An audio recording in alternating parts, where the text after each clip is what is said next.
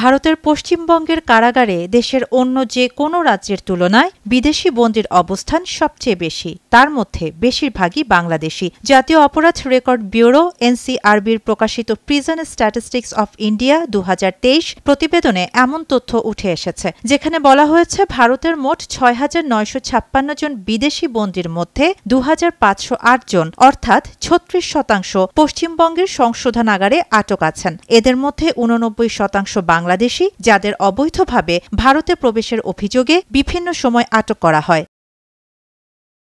এনসিআরবির তথ্য অনুযায়ী দেশজুড়ে বিচারাধীন বন্দীর সংখ্যা ক্রমশ বাড়ছে। তার অন্যতম কারণ আইনজীবীর খরচ বহন করতে না পারা, বিচারিক বেঞ্চের অভাব এবং আগেই অতিরিক্ত চাপে থাকা আদালতগুলো। অবৈধ বাংলাদেশি বন্দীদের সাধারণত ফরেনার্স রিজিওনাল রেজিস্ট্রেশন অফিসের নির্দেশে দেশে ফেরত পাঠানো হয়, কিন্তু পশ্চিমবঙ্গে ডিপোর্টেশনের হার অত্যন্ত কম।